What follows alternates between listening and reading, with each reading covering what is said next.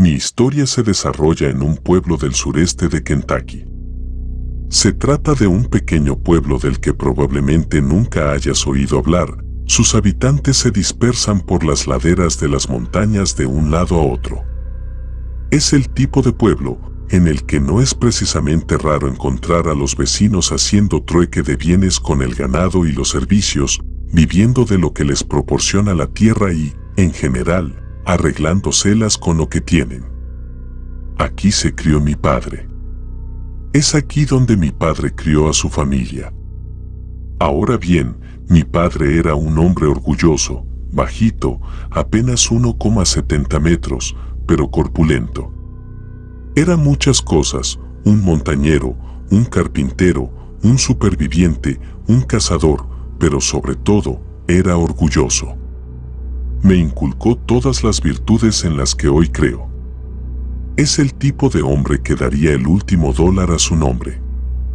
El tipo que pasaría hambre para asegurarse de que sus hijos estuvieran alimentados, y hubo veces que lo hizo. Supongo que debo aclarar que crecí en la pobreza. No me cabe duda de que había gente peor que nosotros, pero los tiempos eran difíciles.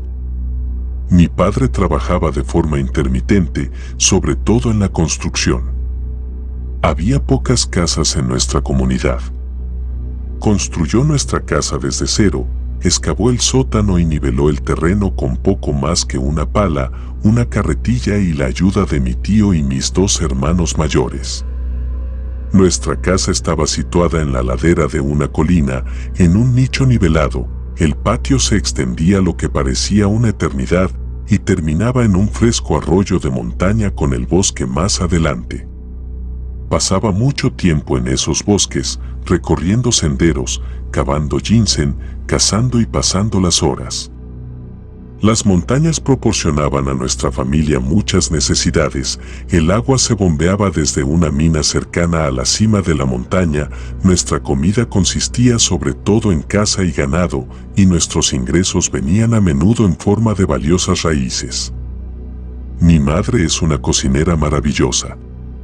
Tenía una especial predilección por el pollo que criábamos. Mi padre, en cambio, prefería la caza.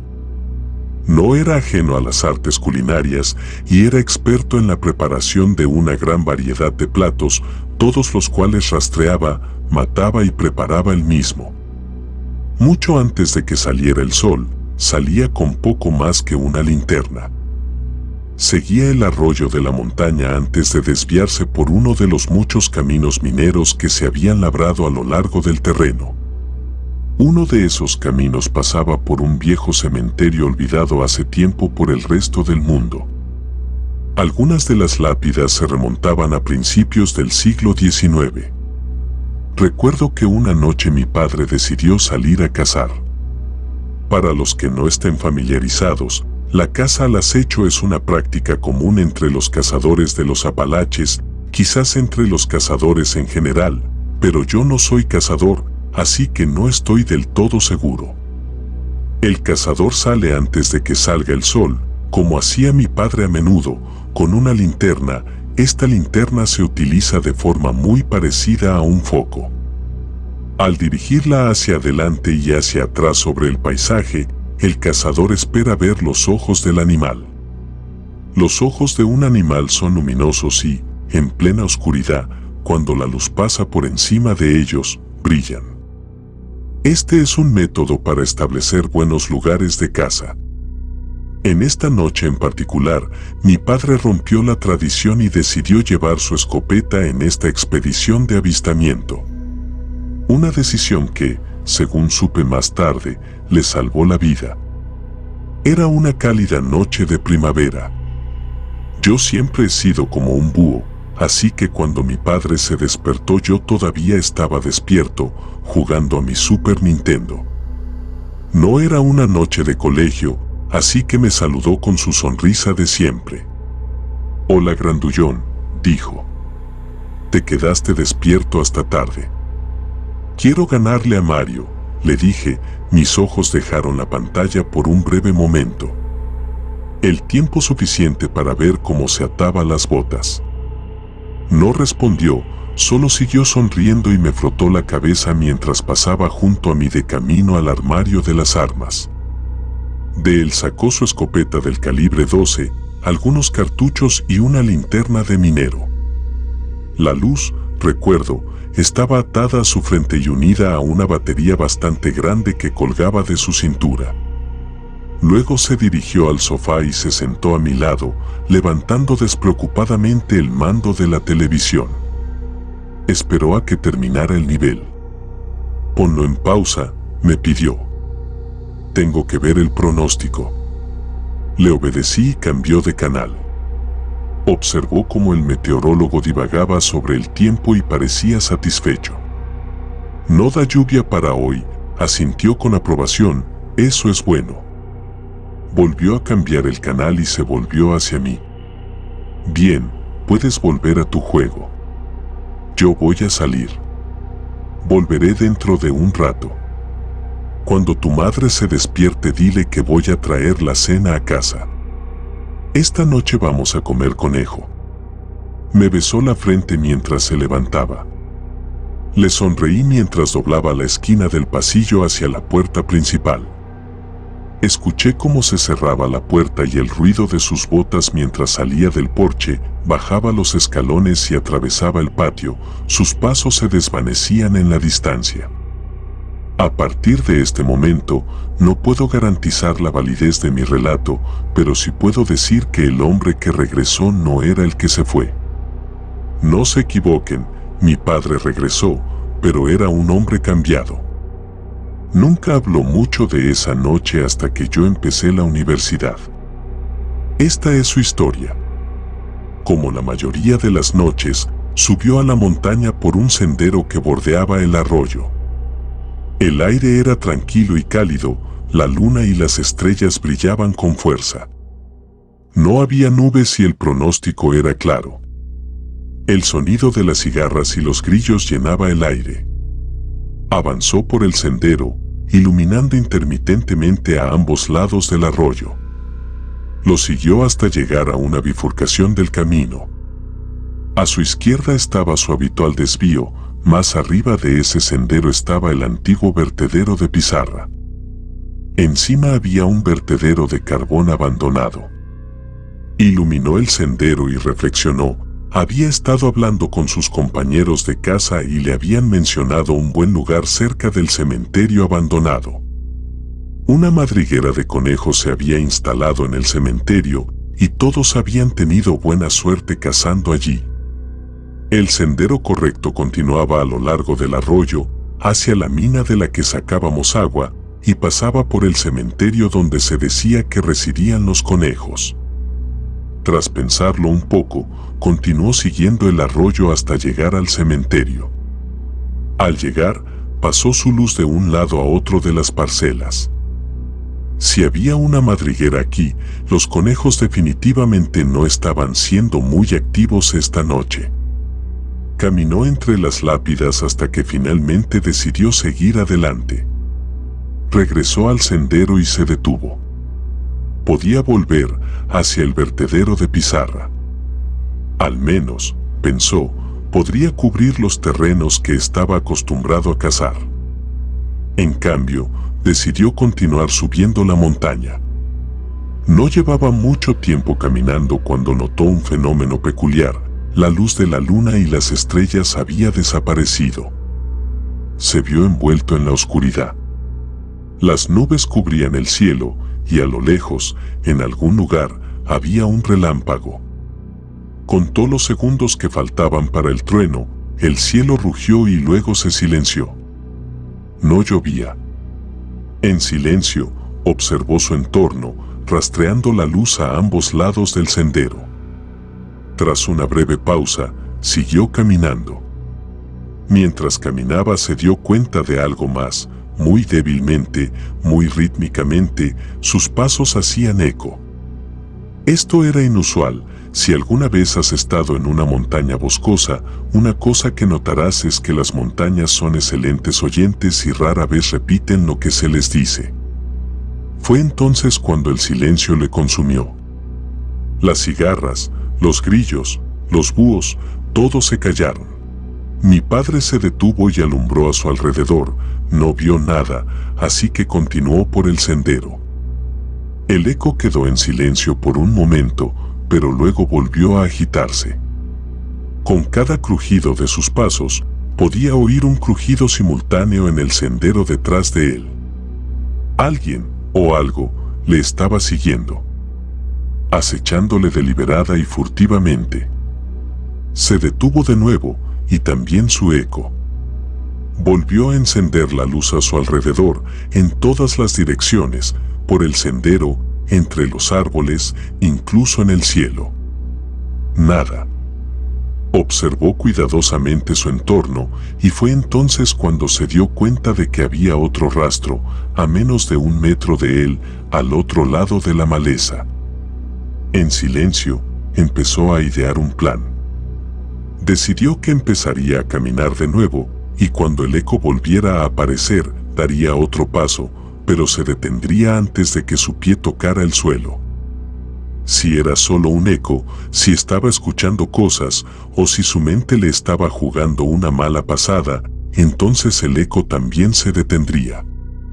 Giró hacia el sendero y continuó su camino. En unos instantes, el eco volvió a aparecer. Esperó hasta estar seguro de que era el momento adecuado. Dio un paso y se detuvo a mitad de camino. Su pie estaba apenas a 1 centímetro del suelo. El sonido resonó en todo su ser, provocándole escalofríos. Se dio la vuelta, encendiendo de nuevo su luz, solo para ser recibido por la oscuridad. Volvió a subir por el sendero, acelerando el paso. De nuevo, oyó los pasos detrás de él, solo que esta vez, las zancadas no imitaban las suyas. Eran más rápidos, más fuertes. En ese momento se dio cuenta de que su acechador, fuera lo que fuera, ya no estaba interesado en pasar desapercibido. Cargó su escopeta mientras otro plan se desarrollaba en su mente. Decidió atravesar la maleza hasta el sendero del otro lado. Allí, esperaría a que pasara por delante de él y cambiaría las tornas. Sin dudarlo, apagó su luz, atravesó la maleza y esperó en la oscuridad. El sonido de sus zancadas continuó subiendo por el sendero antes de detenerse a lo que parecía ser 1 metro de distancia. Luego cruzó a través de la maleza. Estaba de pie junto a él. Su estómago se hundió mientras buscaba a tientas su linterna. Sentía que los ojos se clavaban en su piel y le perforaban el cerebro. Le temblaban las manos y las rodillas. La luz se encendió con un destello repentino. De nuevo, nada. No había absolutamente nada. Dirigió la luz en todas las direcciones, con la esperanza de encontrar alguna prueba, algún indicio de que había algo allí. Ramas rotas, huellas, cualquier cosa. Pero no había nada. No había ninguna señal de que algo pasara por la maleza, ninguna señal de que algo caminara por el sendero. Mi padre, un experto cazador, no pudo encontrar ningún rastro de la cosa que lo acechaba. ¿Podría estar durmiendo? ¿Es esto un sueño?, se preguntaba. Esta era la única explicación que su mente podía conjurar. Se dio un golpecito en la cara y se pellizcó el brazo con la esperanza de despertarse del sueño. En cambio, solo se estremeció por el dolor. Estaba despierto, de eso estaba seguro. Alumbró con la luz más arriba en el sendero y vio algo. Un edificio, de piedra y acero. El viejo conducto de carbón. Si pudiera alcanzarlo. Sin reservas, se dirigió hacia él. Podía oír sus pisadas acercándose rápidamente detrás de él. Giró hacia el vertedero de carbón y se lanzó al vacío. El vertedero se derrumbó a su alrededor, haciéndole caer sobre la pizarra y la roca. Rápidamente, se puso en pie y dirigió la luz hacia el conducto, con la escopeta en posición de disparo. Oyó que se movía rápidamente por el sendero, oyó que golpeaba el conducto de carbón. Tronó y se estremeció bajo su peso. Pero mi padre no podía ver nada. Disparó a ciegas, bombeó y disparó, una y otra vez. El estruendo de su escopeta resonó por todo el valle, un sonido solo igualado por un rugido que le puso los pelos de punta. El conducto quedó en silencio por un momento. Luego oyó pisadas en dirección contraria. Se dirigía hacia el sendero de la montaña, hacia la mina. Se quedó en la oscuridad, esperó mucho tiempo, escuchando, hasta que oyó los primeros chirridos de los grillos que rompían el silencio. Llegó a casa alrededor del mediodía, muy golpeado por la caída. No hablaba ni una palabra. Mi madre intentó consolarle, pero solo se encontró con una silenciosa mirada de desesperación. Sus ojos se llenaron de un temor como nunca antes había visto, y su sonrisa siempre presente desapareció. Poco después, él y mi madre se separaron. El tribunal ordenó que la casa me fuera entregada cuando cumpliera 21 años. El verano anterior a mi último año de universidad, volví a casa y lo encontré sentado en el porche, con una escopeta en la mano. Hacía tiempo que había levantado una valla de seguridad que cerraba toda la propiedad. Me contó su historia y me dijo que seguía escuchándolo. Cuando iba a casa de su madre o cuando recortaba los setos y cortaba el césped, podía escuchar que lo seguía. Siempre presente, le acechaba. Lo perseguía. Después de su muerte, dejé la casa vacía. No me sentía bien tomándola cuando él la había construido desde los cimientos. Pero entonces conocí a la mujer que se convertiría en mi esposa. Ahora estamos casados y esperamos un hijo propio. Los traje de vuelta aquí, para criar a mi familia donde yo me crié. Pero escribo esto ahora porque tengo miedo. Cada noche hago un rápido barrido de la propiedad. Compruebo la casa y luego compruebo el patio, y cada noche puedo oír mis pasos, resonando más allá de la valla.